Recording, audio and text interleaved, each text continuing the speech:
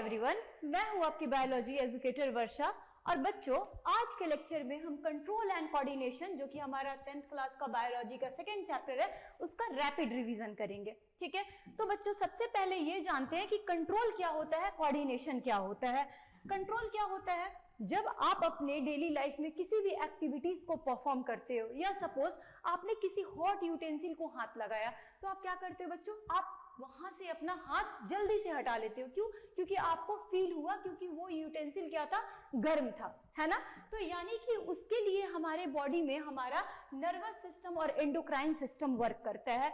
और ये करता कैसे है, इसको कोऑर्डिनेट कौन करता है? तो कुछ जो हमारे हार्मोन होते हैं वो क्या करते हैं, कोऑर्डिनेट करते हैं इसको।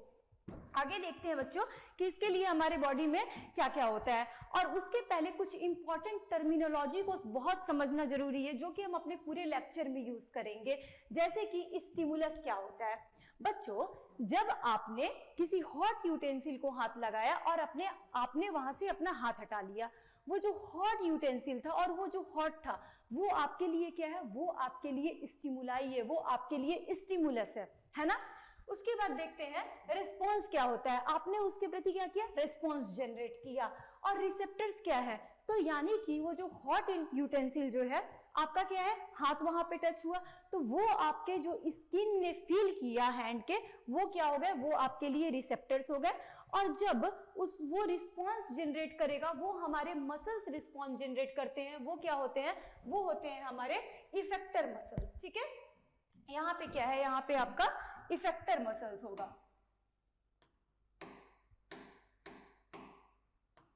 ये क्या होगा आपका? ये आपका होगा इफेक्टर्स। ये आपके इफेक्टर मसल्स हैं।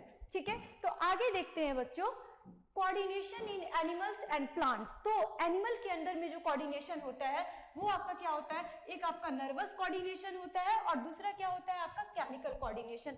नर्वस कोऑर्डिनेशन के लिए क्या है? हमारा नर्वस सिस्टम है और हमारा एंडोक्राइन सिस्टम है। केमिकल कोऑर्डिनेशन के लिए हमारा एंडोक्राइन सिस्टम है।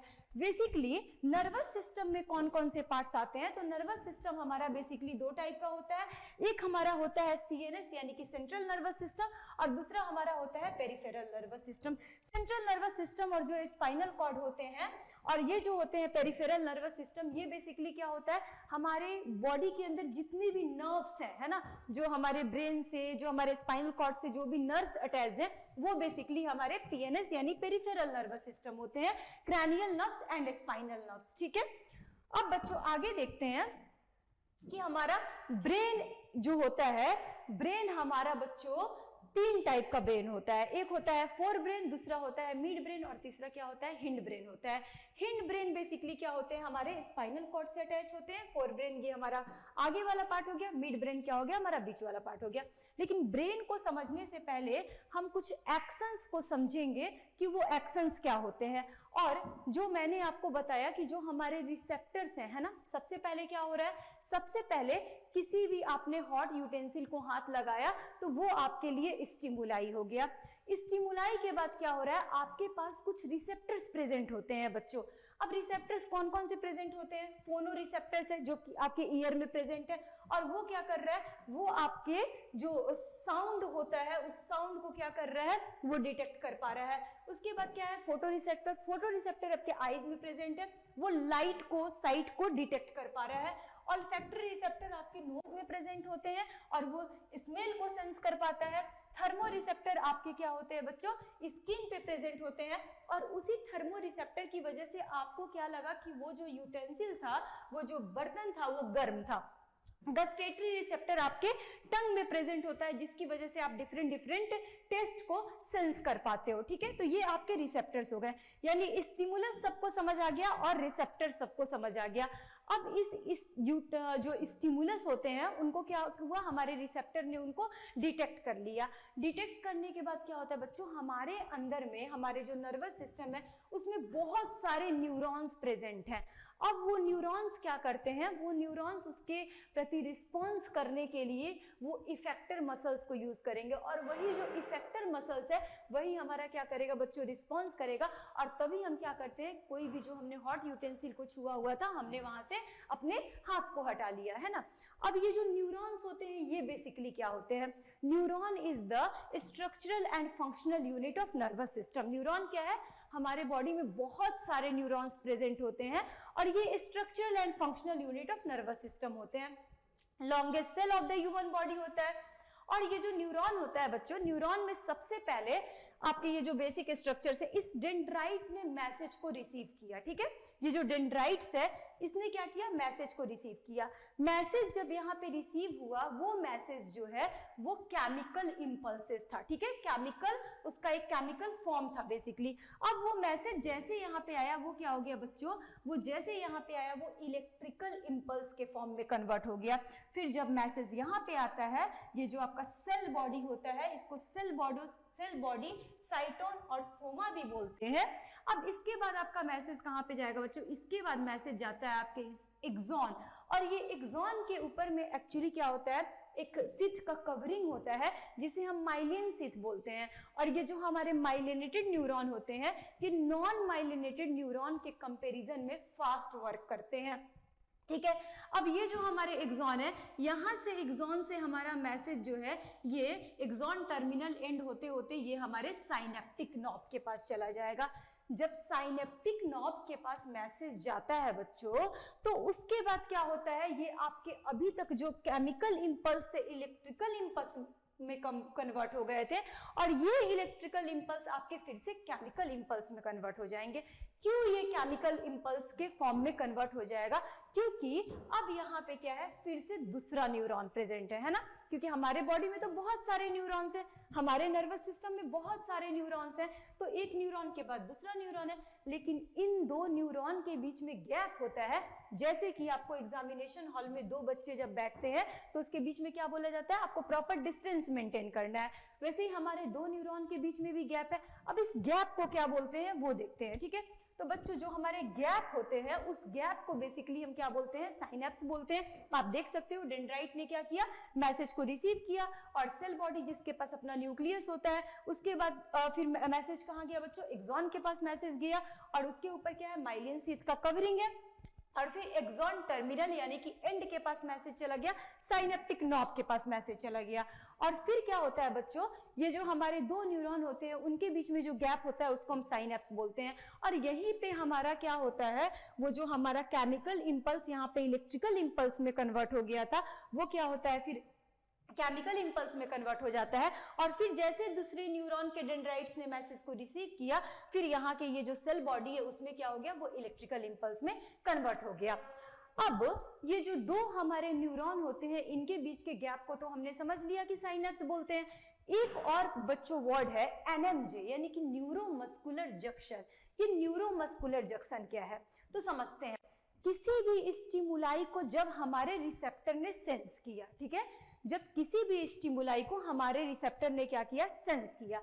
सेंस करने के बाद क्या हुआ? वो मैसेजेस हमारे ब्रेन में गए, स्पाइनल कॉर्ड में गए, फिर वहां पे क्या हुआ? रिस्पांस जनरेट हुआ कि हाँ हमें क्या करना है ना।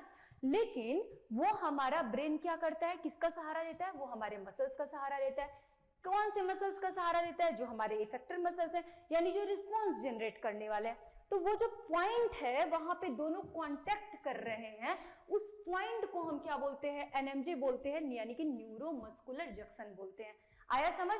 वो जो पॉइंट है जहां पे मसल्स का और हमारे जो इफेक्टर मसल्स हैं उनका जो कांटेक्ट हो रहा है, जिसकी वजह से हम रिस्पांस जनरेट कर पा रहे हैं, दैट इज क्या है? That is NMJ, means neuromuscular junction. तो इतना आया सबको समझ में। अब इसके बाद क्या है बच्चों? हमारे न्यूरॉन कितने टाइप के होते हैं? जो हमारे न्यूरॉन्स होते हैं बेसिकली वो 3 टाइप्स के होते हैं। पहला क्या है? हमारा सेंसेसरी न्यूरॉन, दूसरा क्या है? मोटर न्यूरॉन, और third one is interneuron. Sensory neuron जो है उसने क्या किया? सेंस किया, यानी कि from sensory receptor cells to the brain. Sensory जो हमारे रिसेप्टर है वहां से क्या हुआ? वो रिसेप्टर से ब्रेन तक जो मैसेज गया वो किसकी वजह से गया? वो गया बच्चों सेंसेसरी न्यूरॉन की वजह से। अब उसके बाद क्या होता है? उसके बाद काम होता है इंटर न्यूरॉन का, क्योंकि इंटर न्यूरॉन दोनों के बीच में काम करता है ना। ये पहले भी काम करेगा और इसका बाद में भी काम रहता है। मोटर न्यूरॉन क्या करता है, ब्रेन टू द मसल्स, और जो हमारे ब्रेन से मसल्स तक जो यानी कि रिस्पॉन्स जनरेट कराने का कौन काम कर रहा है, हम जो हाथ में हटाएंगे अपना, वो किसकी वजह से हटाएंगे, लास्ट में अपने इसी मोटर न्यूरॉन की वजह से करेंगे। और इस दोनों न्यूरॉन को कनेक्ट कौन कर रहा है, दोनों न्यूरॉन के बीच में काम कौन कर रहा है, वो हमारा इंटर न्यूरॉन है, we can say also relay neuron. Okay, देखते हैं नेक्स्ट हमारा टॉपिक क्या है, टाइप्स ऑफ एक्शंस और मूवमेंट, है ना। हम अपने डेली लाइफ में बहुत सारा एक्शंस करते हैं, मूवमेंट करते हैं। अब ये जो हमारे मूवमेंट होते हैं बच्चों, ये जो हमारे एक्शंस होते हैं, they are basically divided into 3 categories, ठीक है। 3 पार्ट्स में ये डिवाइडेड होते हैं। पहला होता है हमारा वॉलेंट्री एक्शंस और मूवमेंट, दूसरा क्या होता है इनवॉलेंट्री एक्शंस और involuntary movements, and third one is reflex action और रिफ्लेक्स मूवमेंट। रिफ्लेक्स एक्शन जो है ये आपका एग्जामिनेशन पॉइंट ऑफ व्यू से बहुत ही ज्यादा इंपॉर्टेंट टॉपिक है। हमेशा आपके रिफ्लेक्स एक्शंस और रिफ्लेक्स मूवमेंट या फिर आपके रिफ्लेक्स आर्क से क्वेश्चन आता ही है, या तो वो क्वेश्चन आपका एमएस मल्टीपल चॉइस क्वेश्चन हो सकता है, नहीं तो आपके 3 मार्क्स में और 2 मार्क्स में भी क्वेश्चन हो सकते हैं। वॉलेंट्री एक्शंस क्या होते हैं बच्चों, ऐसा एक्शंस जिसमें हम थिंकिंग कर पा रहे हैं, जिसमें हम सोच समझ के काम कर रहे हैं ना। जैसे मैं अभी क्या कर रही हूँ, मैं अभी आपका क्लासेस ले रही हूँ, है ना, मैं चल रही हूँ यहाँ पे, मैं जो भी बेसिकली फंक्शंस को परफॉर्म कर रही हूँ, वो क्या कर रहा है वो क्या है बच्चों, वो वॉलेंट्री एक्शंस है। यानी जहां पे आपका thinking is involve and brain is also involve, such type of actions is called voluntary actions, ठीक है। फॉर एग्जाम्पल क्या है, तो आप देख सकते हो यहाँ पे एक बच्चा राइडिंग कर रहा है, दूसरी जो आपकी बच्ची है वो जंप कर रही है, यहाँ पे कोई थिंक कर रहा है। तो आपके जो दिस टाइप ऑफ एक्शंस हैं, इसको क्या बोलते हैं, वॉलेंट्री एक्शंस बोलते हैं। एंड सेकंड क्या है, इनवॉलेंट्री एक्शंस। इनवॉलेंट्री एक्शंस क्या होता है, जो ऐसे एक्शंस जिसमें आपका थिंकिंग इन्वॉल्व नहीं है व्हाइल ब्रेन इज इन्वॉल्व, है ना। आप सोच के तो नहीं कर रहे हो, जैसे आपका हार्ट बीट है, आपका जो पेरिस्टल्सिस मूवमेंट हो रहा है बच्चों, उसको क्या होता है, उसको आपने सोचा नहीं है ना। ऐसा तो नहीं है ना, आप नहीं चाहोगे तो जो आपका माउथ से जो आपका खाना है वो इसोफेगस में नहीं जाएगा। आप चाहो तो आप रोक सकते हो कि आपका इसोफेगस से जो आपका फूड है वो आपके स्टमक में ना जाए, है ना। इस पे आपका कोई कंट्रोल नहीं है, या आपके हार्ट बीट पे आपका कोई कंट्रोल नहीं है, तो इसको हम क्या बोलते हैं, इनवॉलेंट्री एक्शंस बोलते हैं। तो यानी कि यहाँ पे आपको बेसिकली ये याद रखना है कि वॉलेंट्री एक्शंस में आपके थिंकिंग भी इन्वॉल्व है और आपके ब्रेन भी इन्वॉल्व है, लेकिन इनवॉलेंट्री एक्शंस में आपके थिंकिंग इन्वॉल्व नहीं है बट आपके ब्रेन इन्वॉल्व है ना। जो हमारा रिफ्लेक्स एक्शन है वो क्या है, आपको मैं क्लास के स्टार्टिंग से एक एग्जांपल दे रही हूँ कि आपने हॉट यूटेंसिल को हाथ लगाया, आपने हाथ हटा लिया, है ना बच्चों। ऐसे टाइप के जो एक्शंस होते हैं, जो सडन एक्शंस हैं, उनको हम क्या बोलते हैं, रिफ्लेक्स एक्शन बोलते हैं। यानी कि इस रिफ्लेक्स एक्शन का मैं आपको कॉन्सेप्ट समझाती हूँ। क्या होता है, बचपन में जब कोई भी बच्चा छोटा होता है तो क्या है, अगर सपोज क्या है उसके सामने में ना एक गर्म बर्तन रखा हुआ है जिसमें गर्म पानी भी रखा हुआ है, उसने जाके उस हॉट यूटेंसिल को या हॉट वाटर को, दोनों में से किसी को भी उसने हाथ लगाया, है ना। अब उसने जब हाथ लगाया ना, तो वो दोबारा जाके उस चीज को हाथ नहीं लगा सकता है, क्योंकि उसको फील हुआ है ना, उसके जो थिग्मो रिसेप्टर्स हैं उसने फील किया, और वो जाके उसको हाथ नहीं लगाएगा। और क्या होगा, अब उसके माइंड में ना वो चीज हमेशा के लिए फिट हो जाता है कि वो यूटेंसिल जो गर्म है, वो जो गर्म पानी है, उसको उसे हाथ नहीं लगाना है। क्यों?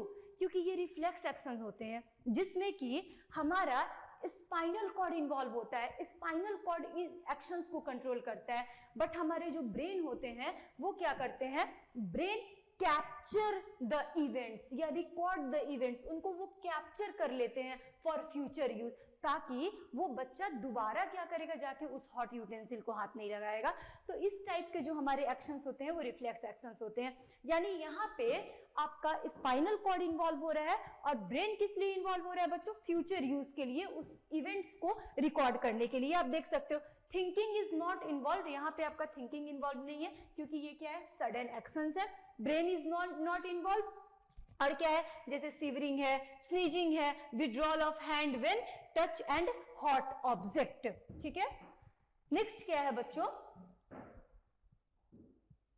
Reflex arc. अब ये जो रिफ्लेक्स एक्शन हुआ, यानी कि कैसे आपने हाथ लगाया और आपने कैसे हाथ हटाया, उस बीच में क्या क्या प्रोसेसेस हुआ, हमारे कौन से स्टिमुलस हैं, कौन से रिसेप्टर्स ने रिस्पॉन्स किया, कैसे रिस्पॉन्स जनरेट हुआ, ये सारा जो एक पाथवे फॉलो होता है, उस पाथवे को हम क्या बोलते हैं, रिफ्लेक्स आर्क बोलते हैं। ठीक है, यानी कि देख सकते हो कि आप कैसे यहाँ पे जो इसकी ने हाथ लगा सेंसेसरी न्यूरॉन से, फिर क्या हुआ, स्पाइनल कॉर्ड के पास वो मैसेज गया, फिर उसके बाद क्या हुआ, वो ब्रेन के पास भी चला गया फ्यूचर यूज के लिए, और फिर रिले न्यूरॉन ने क्या किया, जो आपका मोटर न्यूरॉन है उसको मैसेज दे दिया इंटर न्यूरॉन ने, और जब मोटर न्यूरॉन को मैसेज चला गया तो आपके जो इफेक्टर मसल्स हैं, यानी जो आपके आर्म के मसल्स हैं, उसने क्या किया, हाथ हटा लिया, है ना। तो आपको तो लगता है ये प्रोसेसेस कितनी जल्दी हो रही है, लेकिन इस बीच में भी क्या है, बहुत सारे प्रोसेसेस, बहुत सारे जो आपके ऑर्गन्स हैं, जो आपके न्यूरॉन्स हैं, वो इन्वॉल्व है। ठीक है बच्चों, तो सबको समझ आ गया रिफ्लेक्स एक्शन क्या है, इनवॉलेंट्री और वॉलेंट्री एक्शंस क्या है। अब देखते हैं बच्चों कि role of brain in reflex action, ये बड़ा ही इंपॉर्टेंट कॉन्सेप्ट होता है कि हमारा ब्रेन का रोल कैसा होता है रिफ्लेक्स एक्शन में। Brain is not directly involve in reflex action, but when reflex action are generated in a spinal cord, the information also reaches brain, वो brain के पास भी information पहुंचा, and brain record this event and remember it for future use, जैसा कि मैंने आपको बताया।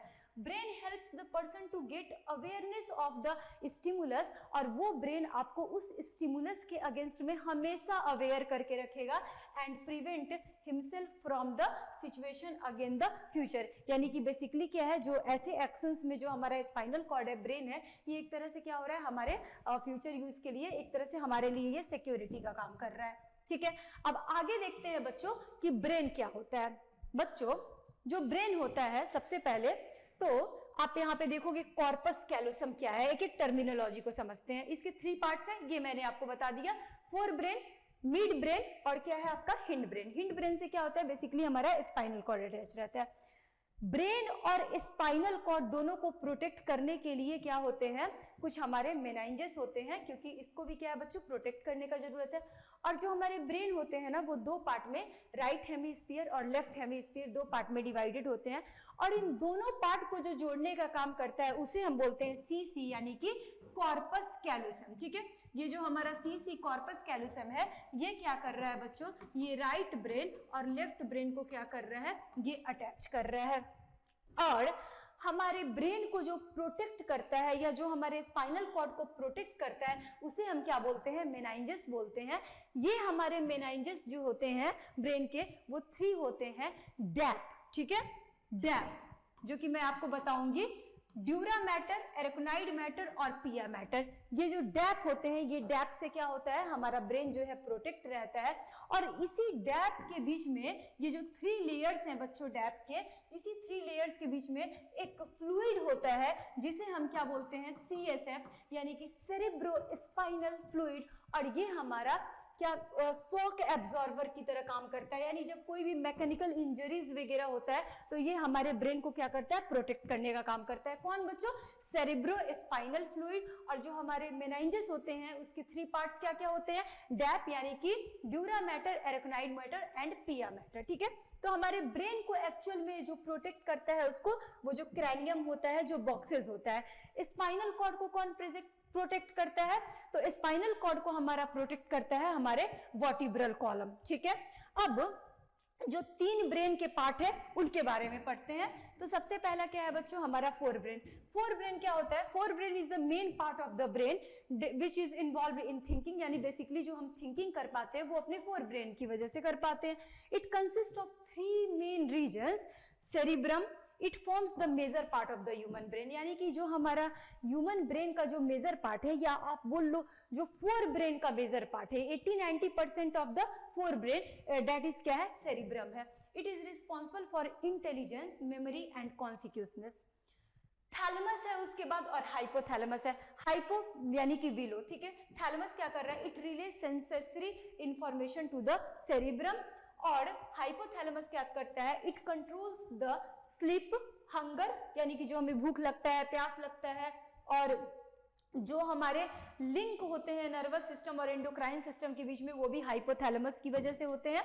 ठीक है, और हाइपोथैलेमस हमारा बेसिकली स्लीप और हंगर और थर्स्ट को कंट्रोल करता है। तो ये हो गए हमारे फोर ब्रेन के part. Hind brain mid brain का क्या करता है बच्चों, दोनों ब्रेन को जोड़ के, यानी कि फोर ब्रेन से और हिंड ब्रेन को दोनों को जोड़ने का काम कर रहा है, दोनों को अटैच करने का काम कर रहा है mid brain. And hind brain क्या है, connects the fore brain and hind brain, it has three parts, ठीक है।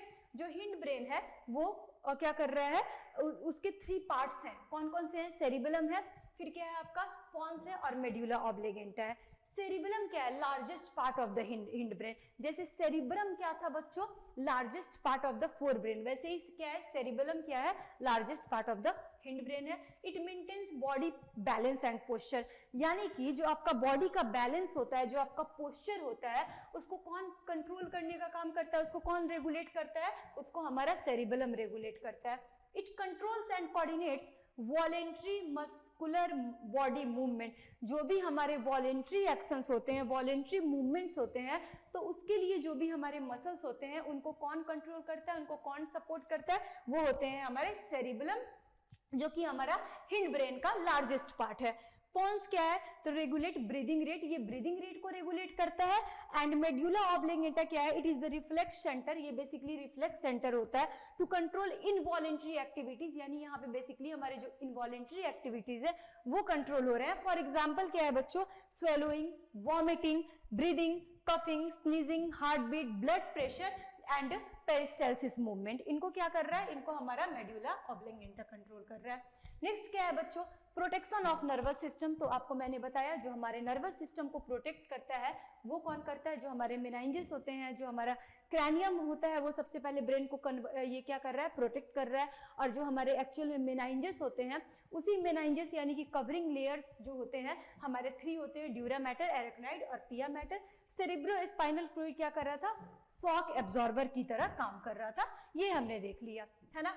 अब क्या है, केमिकल कोऑर्डिनेशन इन एनिमल, यानी कि हमने कंट्रोल एंड कोऑर्डिनेशन में नर्वस सिस्टम जो था यानी कि सीएनएस और पीएनएस के बारे में पढ़ लिया है ना।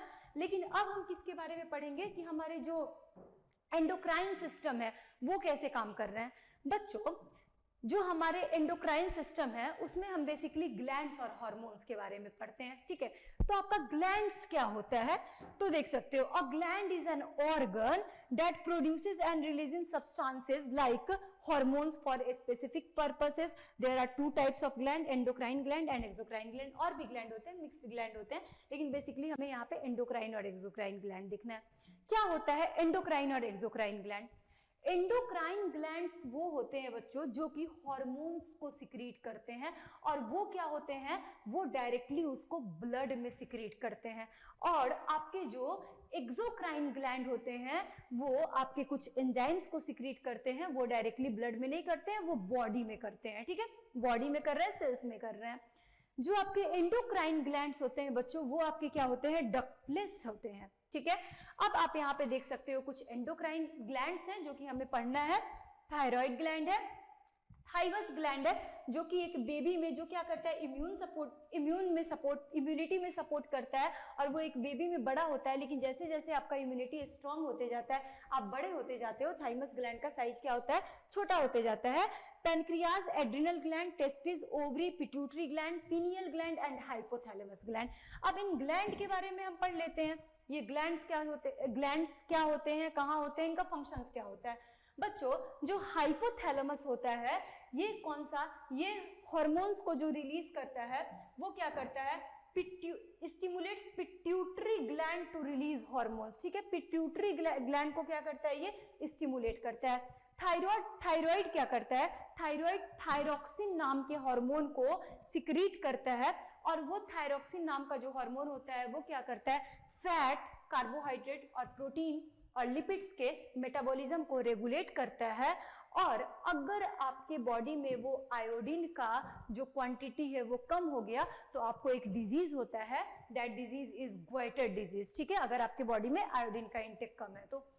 पैनक्रियाज क्या करता है बच्चों, पैनक्रियाज के बारे में ये जानना है कि pancreas is endocrine and exocrine दोनों ग्लैंड है वो, ठीक है। कैसे, क्योंकि पैनक्रियाज क्या कर रहा है, पैनक्रियाटिक एमाइलेज नाम का जो पैनक्रियाटिक जूस है वो भी हमारे डाइजेस्टिव सिस्टम में हमने पढ़ा था कि वो डाइजेस्टिव एंजाइम भी सिक्रीट करता है, और बेसिकली ये एक तरह का क्या करता है, हार्मोन को भी सिक्रीट करता है जिसको हम इंसुलिन भी बोलते हैं, ग्लूकागॉन भी है एक तो, जो कि क्या करता है, आपके ब्लड शुगर लेवल को क्या करता है, कंट्रोल करने का काम करता है। और पिट्यूटरी ग्लैंड क्या करता है आपका जीएच, यानी कि बेसिकली ये ग्रोथ हार्मोन को सिक्रीट करता है, ग्रोथ हार्मोन को ये सिक्रीट करता है GH. Body growth, development of bones, यानी कि इसका बोन्स, इसकी वजह से बोन्स का डेवलपमेंट हो पाता है, मसल्स। और अगर ये एक्सेस अमाउंट में सिक्रीट हो रहा है तो ज़ियांटिज्म, यानी कि बहुत हम लंबे हो जाएंगे, और अगर ये बहुत कम अमाउंट में सिक्रीट हो रहा है तो हम ड्वार्फिज्म के शिकार हो जाएंगे, यानी कि हम बहुत ज्यादा छोटे हो जाएंगे, है ना। ओवरीज इन फीमेल्स, ओवरीज जो ग्लैंड है वो पेयर्स में आपको पता है प्रेजेंट होते हैं, और ये एस्ट्रोजन और प्रोजेस्टेरोन हार्मोन को सिक्रीट करते हैं।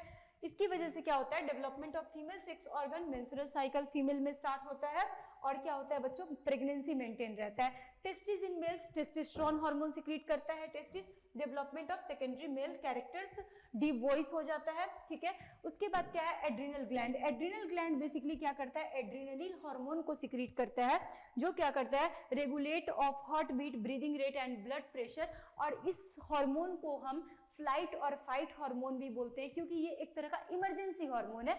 जब इमरजेंसी होता है तब क्या होता है, ये हार्मोन एक्टिव रहता है। नेक्स्ट क्या है, कोऑर्डिनेशन इन प्लांट्स, है ना। हमने अभी तक के अपने लेक्चर में control and coordination in animals देख लिया, है ना। हमने ब्रेन के पार्ट को देखा, ब्रेन को कौन कवर करता है, स्पाइनल कॉर्ड को कौन कवर करता है, फिर हमारे स्टिमुलस क्या होते हैं, रिसेप्टर्स क्या होते हैं, इफेक्टर्स क्या होते हैं, ये सब हमने कवर कर लिया। अब हम देखते हैं कोऑर्डिनेशन इन प्लांट्स। प्लांट्स में क्या होता है बच्चों, दो टाइप के एक्चुअली मूवमेंट होते हैं, नेस्टिक है और एक क्या है आपका ट्रॉपिक है, नॉट रिलेटेड टू ग्रोथ। आपका जो नेस्टिक मूवमेंट है वो एक्चुअली में ग्रोथ के रिलेटेड नहीं है, लेकिन ये कैसा है, thigmonastic, non directional movement in response to touch. यानी कि जो मिमोसा प्यूडिका है, यानी जो टच मी नॉट प्लांट है बच्चों, जो आपका टच मी नॉट प्लांट है,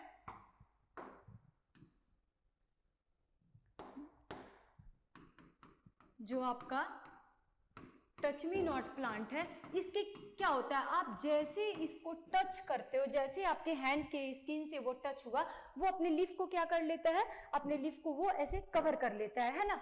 क्यों बच्चों, क्योंकि ये क्या है, एक तरह का थिग्मोनेस्टी शो कर रहा है ना, एक तरह का ये मूवमेंट शो कर रहा है। मिमोसा प्यूडिका इसका साइंटिफिक नाम है। अब क्या है बच्चों, फोटोनेस्टी, यानी कि non directional movement response to the light. ये लाइट के रिस्पॉन्स में काम करता है, लेकिन ये नॉन डायरेक्शनल मूवमेंट है। ट्रॉपिक मूवमेंट क्या है, जो कि ग्रोथ के रिलेटेड है। ट्रॉपिक मूवमेंट कैसा है, ग्रोथ के रिलेटेड है। फोटोट्रॉपिज्म, यानी कि मूवमेंट टूवर्ड्स लाइट, जो कि लाइट के अगेंस्ट में, लाइट के मतलब टूवर्ड्स या अवे क्या कर रहा है, वर्क कर रहा है। फोटोट्रॉपिज्म, फोटो मींस क्या होता है लाइट, ट्रॉपिज्म मींस क्या होता है मूवमेंट। जियोट्रॉपिज्म क्या है, जो ग्रेविटी के टूवर्ड्स काम कर रहा है। कीमोट्रॉपिज्म क्या है, जो केमिकल के टूवर्ड्स काम कर रहा है, जैसे ऑक्सीजन, साइटोकाइनिन हो गया। और हाइड्रोट्रॉपिज्म क्या है, हाइड्रो मींस क्या होता है वाटर, यानी कि मूवमेंट टूवर्ड्स वाटर, जो वाटर के टूवर्ड्स काम कर रहा है। नेक्स्ट क्या है हमारा, प्लांट हार्मोन्स। प्लांट हार्मोन्स को हम क्या बोलते हैं बच्चों, फाइटो हार्मोन्स भी बोलते हैं। तो हमारे प्लांट हार्मोन्स क्या हैं, are chemicals which help to coordinate growth, development and response to the environment. और बेसिकली हमारे कुछ टाइप के जो हार्मोन्स हैं वो हम देख लेते हैं। ऑक्सिन, ऑक्सिन क्या करता है, सेल इनलार्जमेंट को प्रोमोट करता है, डिफरेंशिएशन करता है, यानी कि सेल का डिवीजन होगा। Speeds up steam growth, steam growth को स्पीड अप करेगा, स्लो करेगा रूट ग्रोथ को, एंड फ्रूट ग्रोथ को भी क्या करता है, प्रोमोट करने का काम करता है। कौन, ऑक्सिन, जो हमारा हार्मोन होता है। दूसरा हमारा क्या है बच्चों, जिबरलिन, यानी कि जो सेल इनलार्जमेंट को प्रोमोट कर रहा है और help in growth of steam. Next क्या है, साइटोकाइनिन, प्रोमोट सेल डिवीजन और लीफ की एजिंग को वो डिले करता है, यानी कि उस जल्दी से एजिंग ना आ जाए, उससे वो उसको प्रोटेक्शन प्रोवाइड करता है। और promote fruit growth. Abscisic acid next है, यानी कि ABA, inhibit growth, causes wilting of leaves. और हमारा लास्ट एक क्या है बच्चों, इथाइलिन, जो कि क्या होता है, जैसे कि जो हमारे आप देखते हो ना, सीजन के पहले ही आजकल क्या होता है, मैंगो मिलने लगता है ना, आम हमें मिलने लगता है। तो वो आम को जब आप लेके आते हो घर में, या फिर आप देखना बाजार में क्या होता है, जो जूस वाले आम होते हैं वो क्या होता है बच्चों, वो पहले ग्रीन है ना, कच्चा है, लेकिन टाइम के पहले वो पक गया है, जबकि हमारे जो नेचुरल मैंगो है वो अभी नहीं पके हुए हैं। तो इथाइलिन एक तरह का गैस है, एक तरह का केमिकल है, जिसकी वजह से क्या किया जाता है, उसको वो कवर करके और उसको क्या किया जाता है, टाइम से पहले पका दिया जाता है। तो वो भी हमारे एक तरह से ग्रोथ इनहिबिटर और प्रोमोटर हार्मोन है। और ये जो आपके हार्मोन्स है ये आपके फाइटो हार्मोन्स है। तो अब ये रहा हमारा chemical control and coordination in animals और प्लांट्स चैप्टर का एक प्रॉपर आपको रिवीजन वीडियो, ठीक है। आप बच्चों इसको रिवाइज कर लोगे और आपको जहां भी जो टॉपिक आपको नहीं समझ आएगा आप क्या उसको कमेंट सेक्शन में आप जब कमेंट करोगे तो वहां पे क्या होगा, आपको प्रॉपर रिस्पांस मिल जाएगा और आप आगे बता सकते हो कि आपको किस चैप्टर का ऐसा फिर रिवाइज वीडियो चाहिए। तो आज के लिए सिर्फ इतना ही।